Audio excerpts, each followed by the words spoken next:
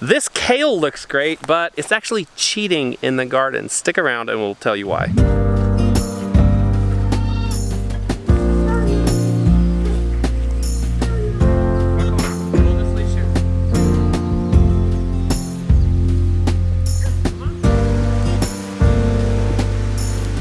No, we're not letting the chickens out right now. Today we're planting potatoes, and we're starting off with Justice's garden. We gave each of the kids the choice of what they wanted to plant, so they're picking everything, and he wanted to plant potatoes. Why did you want to grow potatoes? Because they're yummy to eat. Because and I like making fries. You might like making fries. Yeah, me too. Start by digging a trench down the middle of your garden bed. Okay. You can use this right here. Do you mind if I mark a line? Sure. Like this? Good. Nice and deep, right in the middle.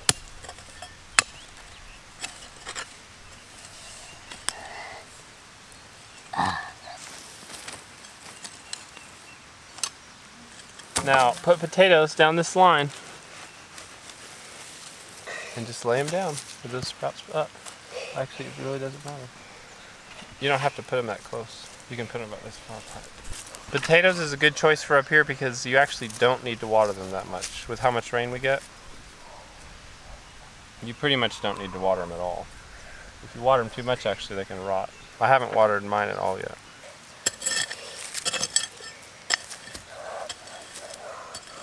All right, Justice, that's about how easy it is to plant potatoes.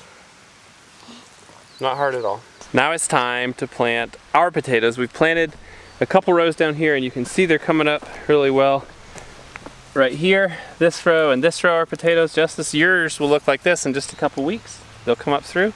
And the main thing is you need to keep the weeds out of them. And when they get a little bigger than this, you can pile more dirt up around the plants, or you can cover mulch with straw, because you don't want any potatoes in the sunlight.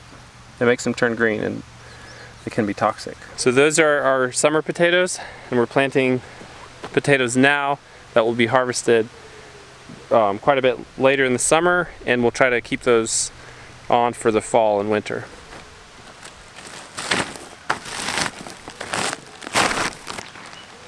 You can see how these beds that we've built will actually help prevent erosion. We poured a bunch of water off this tarp, and instead of just running down the soil surface, they immediately went down into the low paths, and those will be full of mulch, just like behind me here.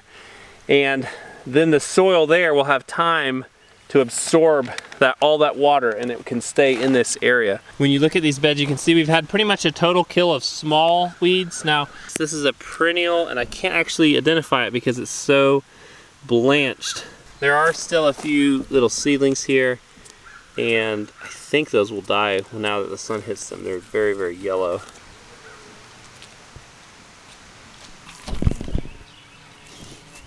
I think it's a copperhead, maybe. What do you think? I'm a little confused as to whether it's a copperhead. It's super aggressive. I think I'm gonna kill it. Does that bother you? No. Did you kill it? Yeah. I killed this snake. I rarely kill a snake, but I was actually having some identification issues. I think it's a copperhead, but it has shed recently and its eyes are really gray. So it's actually really hard to tell what kind of snake it was by the coloration. Its head looked more like a copperhead shape, and its behavior was super aggressive, and copperheads can be like that, where they'll just defend themselves. Now, garter snakes can too, and we've seen a ton of garter snakes out here. Normally I can tell right off, I'm like, that's a garter snake, that's a copperhead.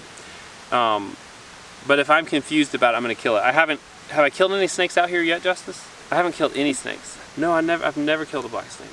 I would never do that. I've run over a few with a mower, but I've never killed one on purpose. I've never killed any snake on purpose. Yes, ever. you have. Got snake.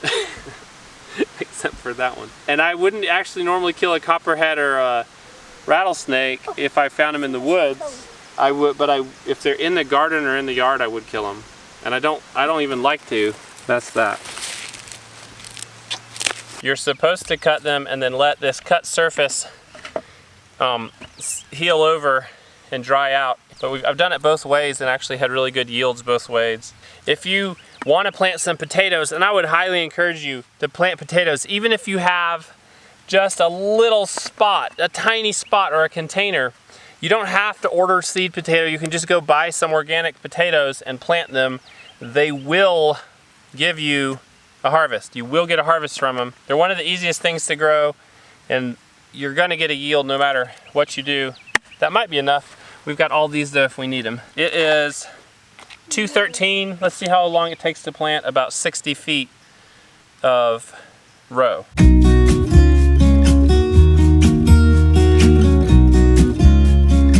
Okay, on this side, Justice, we're gonna just space them, no sticks, 6 to 12 inches, but we're gonna space them tighter this side. That means closer.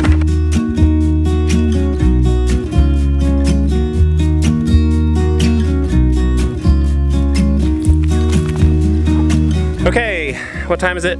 2:33. So how long is that? 19, under 20 minutes. And we didn't actually work that fast. Oh, I forgot to cover those potatoes down there. All right, give it a second.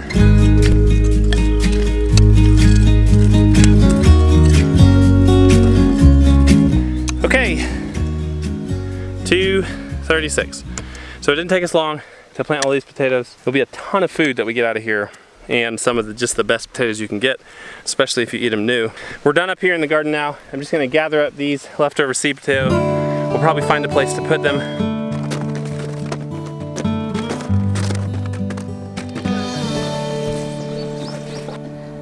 I got a few new chickens today, nothing extravagant, but we just have some local homesteading groups, and there's always people getting rid of chickens, and I wanted these ones because they lay colored eggs. I'm a sucker for those. And they're young. The way that we train chickens, new chickens, is we clip their wings, we put them in the coop, and then what we'll do is we'll keep all of our chickens in the run in the coop for probably a week. We'll only feed them in the evening. And then after about a week, whenever we let them out to free range, they'll come back to the coop at night. I always clip their wings when I first get chickens. These are very calm chickens. The other chickens aren't nearly as calm as this. This is a black copper Marron. I got 2 black copper Marrons and a black copper Marron rooster. And what's fun is usually we would pay a lot of money for these, but the lady a lot of times I get these chickens from, she breeds chickens and sells chicks and sells hatching eggs, and she's always diversifying her genetics. So every year she always has a ton of chickens for sale. So these ones are under a year old. Grace usually does this. Hey Grace, Mama might need you to clip these chickens' wings. I got it. I'm teasing you. You match the chicken. Do I? Yeah, your colors, and the black and the colors on your shirt. So we just do one wing usually. We clip their wings so that they can't fly. We do that so that they can't get out of the coop. Look at how calm and peaceful these chickens are. They'll fit right in with the golden comets. There you go, lovely lady. Welcome home.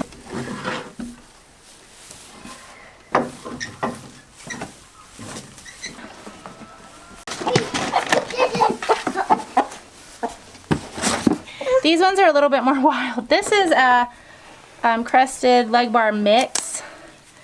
Should lay some blue eggs. Sorry, I'm sorry, little chickie. That's my fault. What kind of blue eggs do they lay? I forget which total mix this one is. It's copper Marron mixed with Americana maybe. I think so because of the beard. It's an olive egger? It's an olive egger, yeah. She's pretty. What do you think? You want to pet her? No. You don't want to pet her? Yeah. I'll hold her. Okay, hold her. You come pet her and I'll hold her. Hold it then. That's a rooster. Also.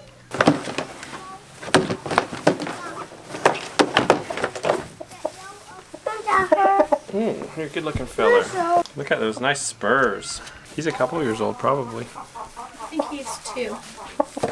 I wonder if you can trim chicken spurs. Wow, look how pretty these feathers are. What do they call those on a rooster? He's being pretty chill while you're holding him. Well, he's in total submission. When he's out on the lot, He might get some other idea. Look at his comb up here. Look at that comb. Darn. That's called a comb. Isn't that pretty? Puppy. Come. Don't let the den out. Don't let the den out. The rooster is in the coop. Did I you won't let the chickens out. I'm not going to let them out, buddy. You keep me on my toes. Don't touch cow poop. Don't let chickens out. Don't let the goats out. You know all the rules, right? The rooster is on the lot. He's checking things out. He's scratching for the ladies. I got some food here, girls. Come on over. Whoa! The Icy's taking on the rooster. You say there's food here? Oh, where? What? Show me. If you don't have chickens, you may not know what I'm talking about, but the rooster, he has one thing in mind his whole life. He scratches and makes that little sound to call the hens and say, look, I've got some food, so they come over to him, and then that happens. They have a lot of personality. They're fun, super fun to watch. Yeah, now we have a rooster again. It'll be fun. Take her home, Crow.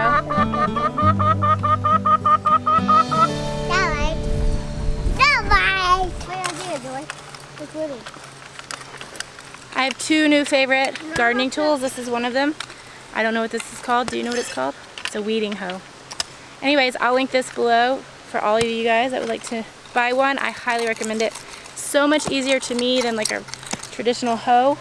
Instead of like whack, whack, whack, you're just dragging back and forth. It's a lot easier, a lot less work. And I feel like it's a lot gentler on the garden.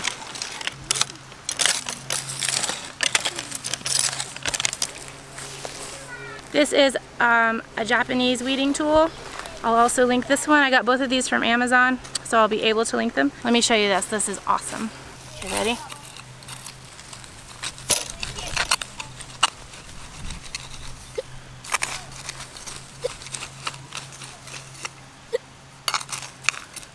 And then you can get all down in between things like that. And you just smooth it back out and let those roots shine to the sunlight so they'll all die. And then I'll show you what it looks like after a couple of days. Look at these beds. Those were all weeded with that Japanese tool a few days ago. And I just love it. It's perfect. It's much easier than just pulling everything out, and I like them both way better than a traditional hoe. If at first you don't succeed, cheat and buy plant starts from your friends. No, I'm just kidding. But I had terrible germination with my kale and my Swiss chard, so it's really too late for me to start from seed. I mean, I could, but the season would just be so short. They would get really bitter in the heat that is coming eventually. So I bought some really beautiful plant starts. Got a whole bunch of red Russian kale. I really like the curly kale. This isn't the curliest kale, but it will do. I was just so thankful to get it and be able to support a friend, a new friend, while I was at it. So we're gonna plant these right now. I call this cheating in the garden, but it's really not cheating. It's just being smart. It's trying something new for us. We've always thought, oh, it's silly to start things like kale and not just direct sow the seeds into the ground. It's silly to start them and plant plants, but we're trying it this year, and it definitely has its advantages. It gives you a huge head start and potentially allows you to rotate a lot more through your beds in a year. And we didn't have to tell you we were doing it. We could have just waited 2 weeks and then showed you the plants and said, look at our kale. But we want to just be transparent with what we're doing. Whoa, hey, don't cut those raspberry plants, buddy. I want to show you something really cool, okay, on the raspberry plants were you thinking about chopping them? Yeah. Maybe kind of fun. But did you know they're raspberries? No. Yeah. I thought they were weeds. Look on the very end of this bramble here. What do you see? Raspberries. You see raspberries, and if you look right there, I'm gonna touch it with the tip of my nose, you can see little raspberries starting to grow. That is exciting. And there's bees pollinating all in here. Very small dark honeybee. That is a very small honeybee. It's probably a wild bee. Good job, wild bee. Oh, that makes me so happy. A wild bee is in our garden, pollinating our raspberries. Watch out for this. Oh, Mom, this is definitely not deep enough. How many plants we got left? 3! Let's get them in the ground. It's gonna rain soon, it seems like yeah. it. All right. I him. Oh, sorry. Make your diamond. Oh, yeah. I hope it rains tonight, because if it doesn't, honestly, we'll need to water probably in the morning. Nothing like rain to get your plants really going. We're supposed to get a freeze this weekend. That's wild. I think the only thing we need to cover are like anything like this that I have. Onions will be okay. Yeah, they should be fine. The roses though. Guys, it's been another great day on the homestead. It's probably pouring rain. I don't know what we're doing tomorrow. It's supposed to pour rain all day. Maybe we mow the lawn. In the pouring rain. Yep. All right, we'll see you tomorrow. Bye.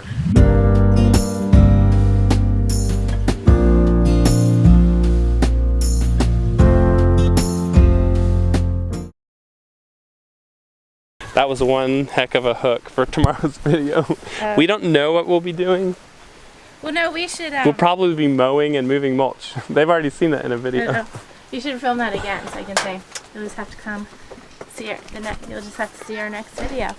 That's right. You will just have to see it because we don't actually know what we'll be You know doing. you're filming right now. I do. Oh.